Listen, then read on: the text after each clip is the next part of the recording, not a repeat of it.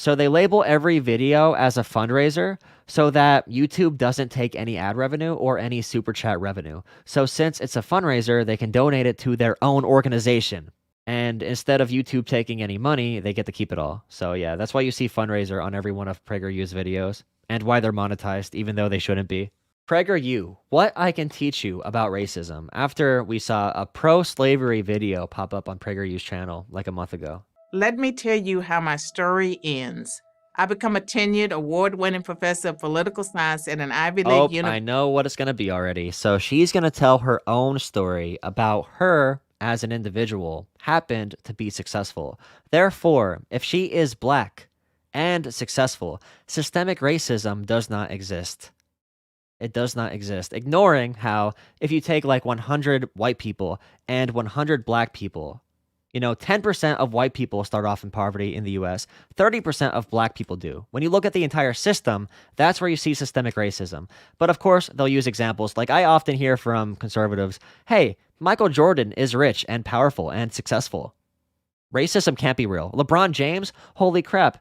Racism isn't real. Black people have money. Wow. University, and then at one of the leading universities. Let's go through some more.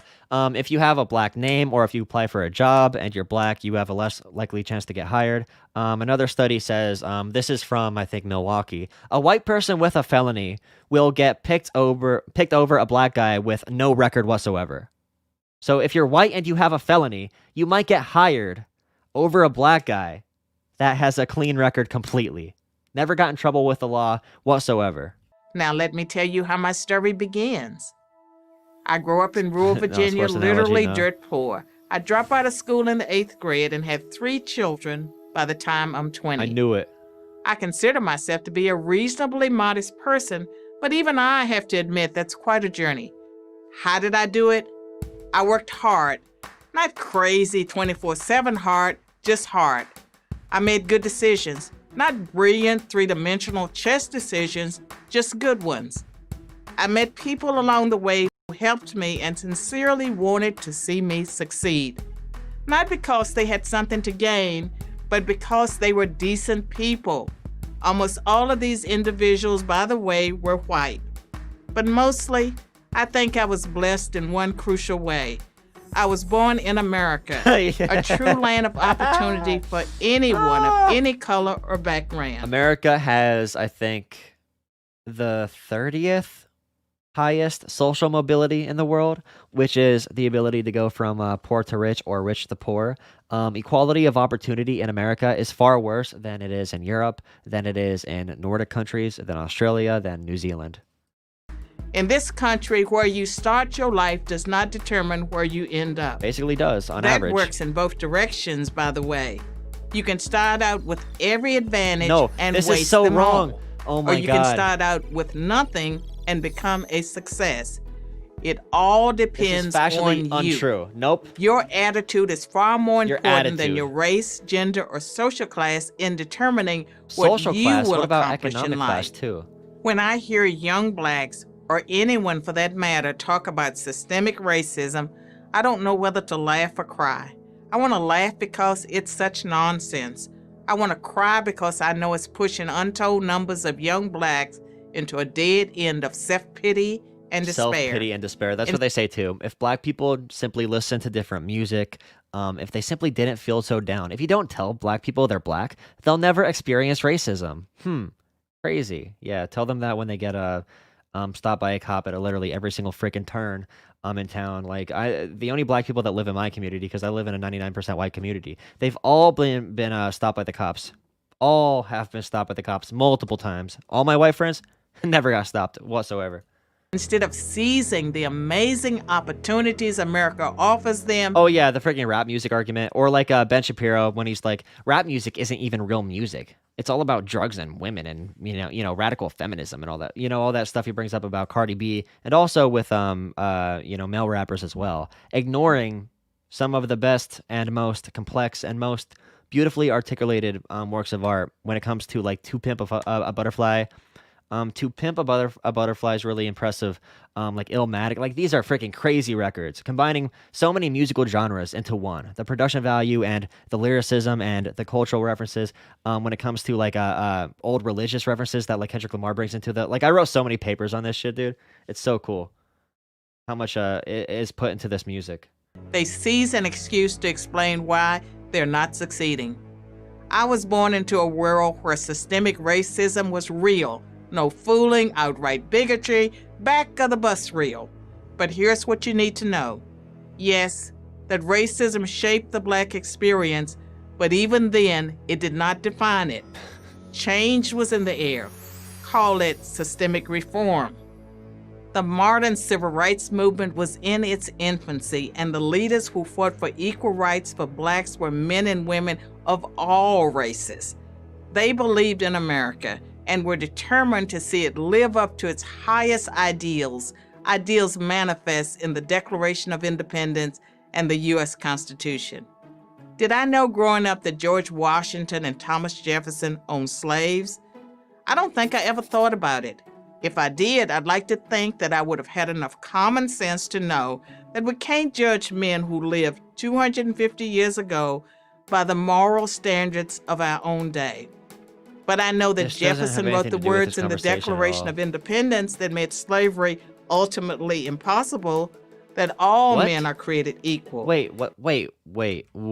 Slavery ultimately impossible. What? Wrote the words in the Declaration That's of not how the- Independence that what? made slavery ultimately not- impossible. There was slavery. That all men are created No, equal. there was.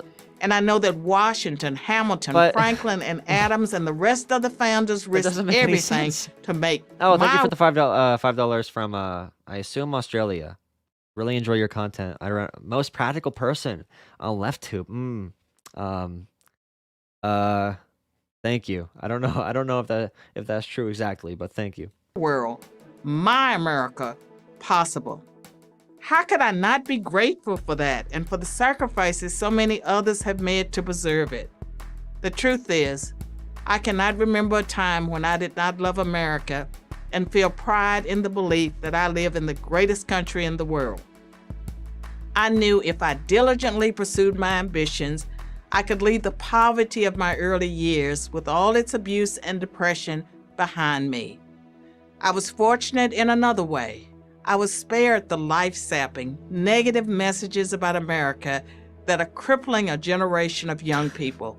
If you just ignore all the problems, ignore everything, you won't experience problems. Just close your eyes. If you look at racism, it's going to be real. If you pretend it's not real, it won't affect you. It's simply that easy. It's so easy, especially for her, who's probably making a good dollar doing this for like PragerU and other services. All this emotional stuff appeals to emotion. Like, America's so great. She literally said the words all men are created equal in the Constitution. Those words are what made slavery impossible. So those words were apparently written for her. Although that document came out, of course, when we had slavery for another 75 years. And then we know all the racism that followed, Jim Crow, segregation, all that stuff as well. Grandma Candace Owens. Oh my goodness. That's a good one. I like that. These ideas are poison. White privilege, Poison. whiteness as a form of property, unconscious racism, reparations, microaggressions. Police have it out for blacks. That the United States was created to protect and promote slavery. Oh, it was. These Yeah. are the ideas young That's people one of the are told reasons, they yeah. must accept. And then they're told to reject the ideas Yeah, that actually, many slave owners in the colonies got really scared because they got a memo that across the pond, they were considering ending slavery, and they considered it a human atrocity. And a lot of slave owners, that's one of the reasons that a lot of Southern people got along with starting the American Revolution, I'm pretty sure. That is a literal reason that the United States was established. can save them, the antidote. The success principles that enabled Success me principles. and millions of other Americans to escape lives of poverty. These principles aren't complicated. Work hard, learn from your mistakes, take personal responsibility for your actions. When I made the decisions to get my high school equivalency, attend a community college, and then earn 4 additional college and university degrees, I believed that my education would open doors. And it did. It was only when exposed to academic theories of oppression in graduate school that I was informed that because I was Black, poor, and female, I could never do what I had already accomplished. Thank God it was too late for these toxic... So is this one of those scenarios, like I know we had this brought up this got brought up with 50 Cent and Lil Wayne when they endorsed Trump. They were successful in America, and now they don't care about being Black in America. They don't care about Black issues anymore. They care more about their class standing. If you get out of that position, then you might actually hate people who are still in that position. So if you break out of poverty, you might look down on people who are still in poverty and say, why couldn't you get out? If you are Black and you somehow become successful, you might look at other Black people talking about systemic racism and say, what? I was successful. Why can't you be? Because I worked hard and you aren't working hard. It's really easy to boil it down to that. And we get this, repeating over and over again through time. Yeah, class interest ends up overpowering, caring about Black issues. But yeah, 50 Cent never endorsed. 50 Cent walked it back. Yeah, that's true. Wayne did endorse. Wayne, yeah, I feel like Eminem was mad about that eventually. But when it comes to the topic of social mobility in America, this is sort of anecdotal, but it is true. So I have a friend that goes to an Ivy League school, and he has said that he met some of the dumbest people he knows at this school.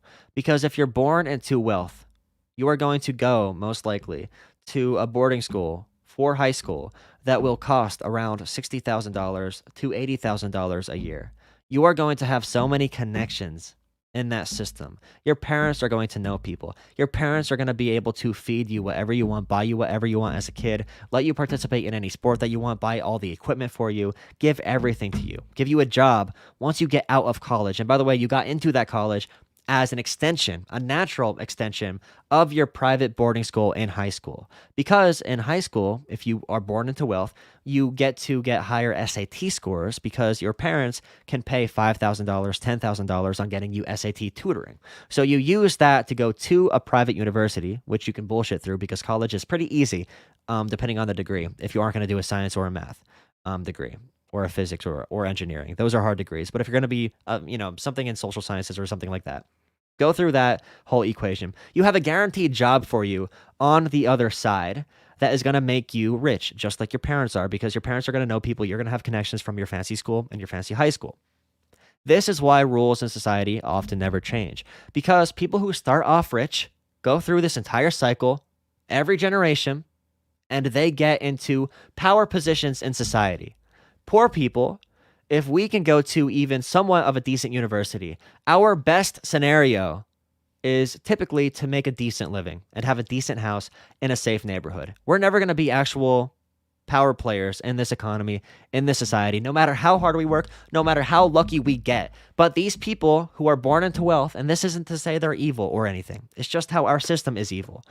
These people born into wealth are going to be able to be the people who make the rules for society, and they're going to make the rules of society set into a way that's going to benefit them. So the people at the top stay at the top, make rules that benefit the top. And too many poor people that I know, people in my community, look down upon themselves for not getting ahead in our society when it's really out of their control. No matter what people do, if you are poor, there is a limit to your success that other people don't have. Your ceiling of success is other people's floors. And that is a sad reality of what we're facing in this country. But the reaction to this that I get when I talk about this issue to conservatives that I know, I'm in a really conservative area. They say to me, stop crying about it. Just work hard. You'll get out of this area. I'm trying to get people to understand that these things are not mutually or these things are not exclusive from one another. You can recognize that you are poor. You can recognize that you have a chip on your shoulder and a higher mountain to climb while at the same time valuing hard work, while at the same time, using your position in the society as motivation, as fuel, using starting off in poverty and being poor as your reason for grinding even harder and your reason for wanting to change this system. Don't just take it. Conservatives often think liberals and lefties are the ones who want to sit back and be lazy and not actually work, when in reality, they're taking the easy way out. They want to follow this system. We want to make it better for all people of all colors, of all backgrounds. We want to make it for all better for all people in this country. And, it's really hard to get these ideas across to people, but I think we can. We just have to keep on pounding it through, because I know so many people who are poor, but they think they're middle class because we live in a poor area. So they might make $30,000 a year in this area, and they think they're middle class. They have no idea the obscene amounts of wealth that is in the world. They have no idea what's out there. They have no idea, and they'll probably never have any idea. And if they did have a grasp on what is out there, they'd probably do something to make a change about it, but they'll never know. So instilling that class consciousness in people is going to be difficult, but that's one of my missions, because I'm sick of seeing people manipulated and taken control of. Because they're in a place that they can't really fight for themselves. And that's one of my big missions in politics and all that stuff.